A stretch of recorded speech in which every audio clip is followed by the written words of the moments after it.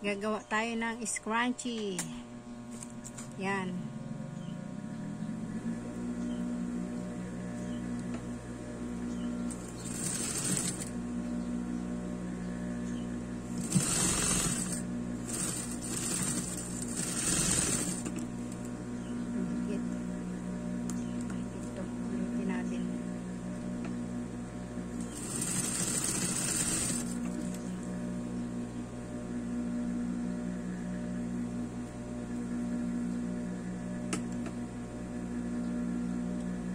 Ulitin natin at tumabingi ang kahi. Ayan.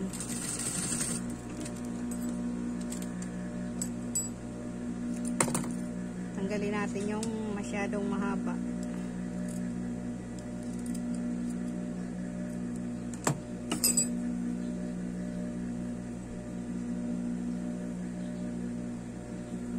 Ilalagay natin sa loob yung ayan, para hindi dali ng tahi. Kailangan natin ganyanin.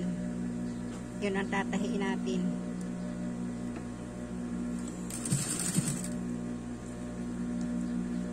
Ingatan nating matahi yung nasa loob. Kasi hindi natin mababaligtad yun pag nadali ng tahi yung nasa loob. Hilahin natin.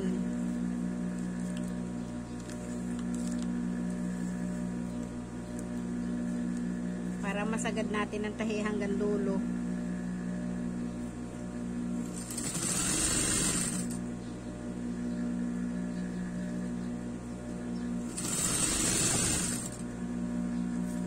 Ganito lamang ang diskartehan ng pananahi ng scrunchie.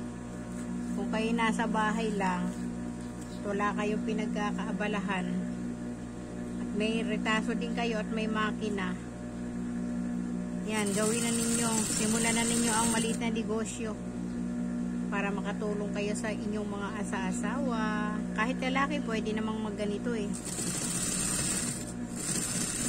kung talagang walang hanap buhay. Parang maliit ang pagkatahi ko doon sa isang yun.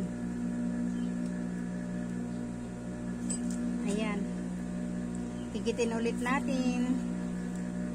Ito na yung pinag-ugpungan na dulo. Diba habang habang tinatahi natin, inababaligtad na natin.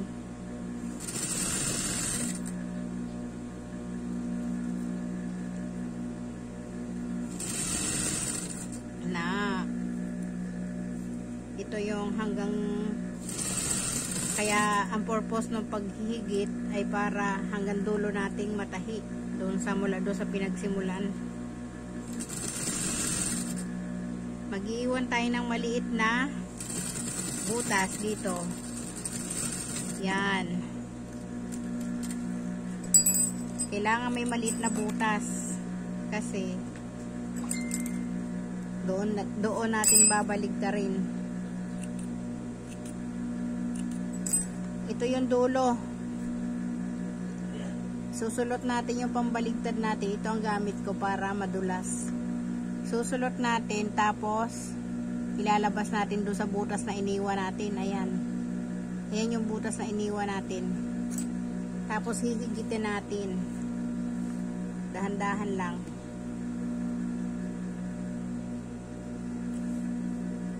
Dahan nating hihigitin kasi pagka puinersa natin, baka yung sinulid ay matastas. Halimbawa ang tela na mahirap baligtarin. Ayan, baligtad na po. Ngayon naman, ang susunod nating gawin, lalagyan natin ng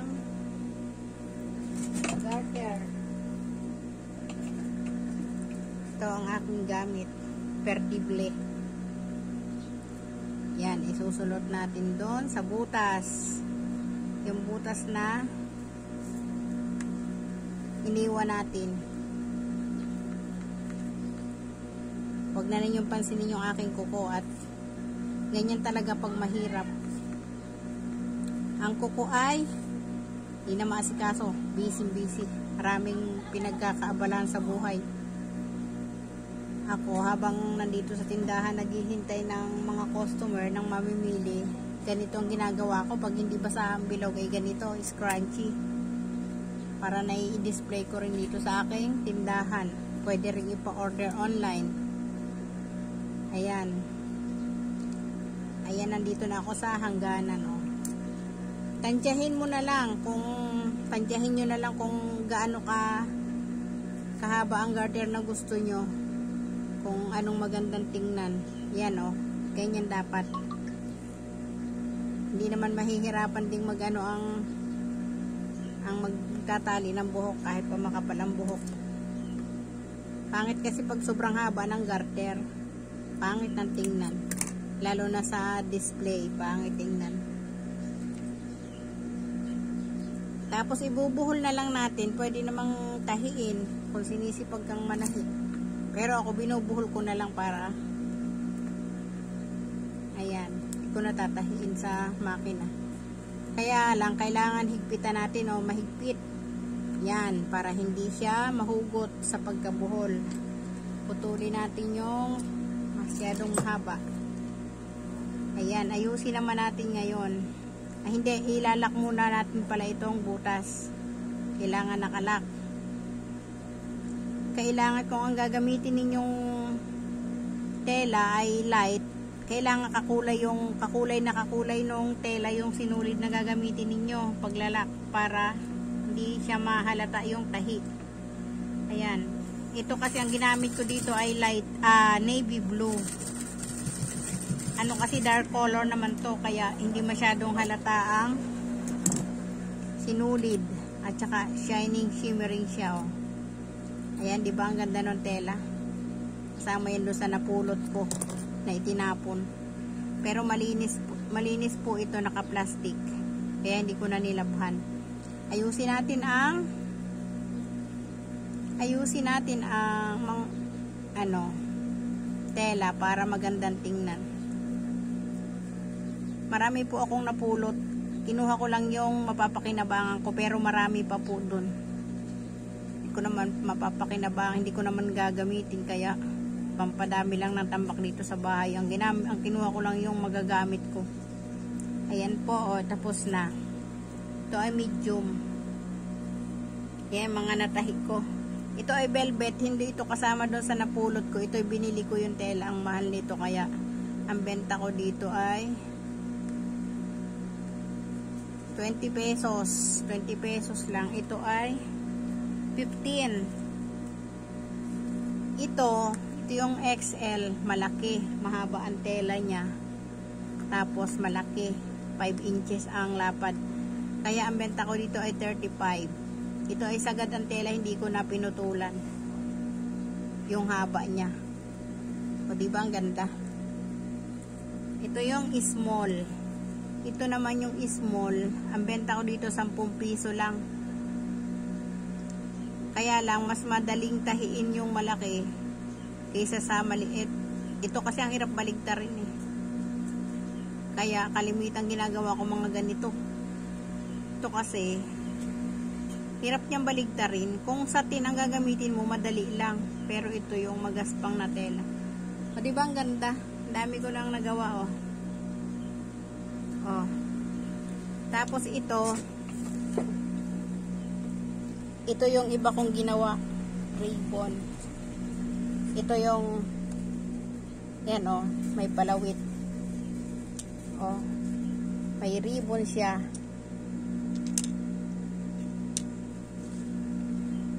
Hindi ko pa nalalagyan ng clip at saka ng design. Lalagyan ko pa yan, di pa yan tapos. Ito yung malaki.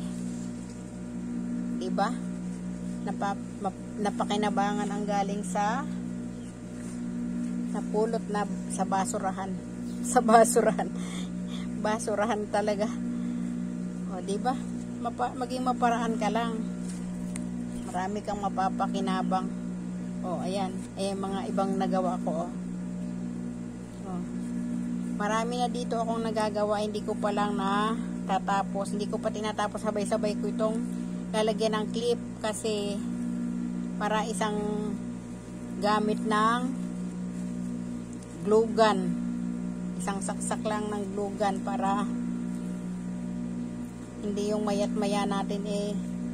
Marami ako ditong mga mga pan-design. Tapos ito hindi ko pa natatapos. Ito ay isang gagawin ko ring ribbon. Marami na po yan. Ayan o.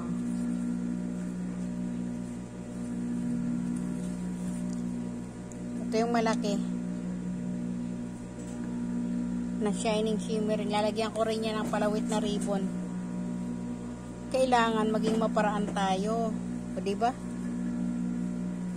Para makatulong tayo sa ating mga asawa.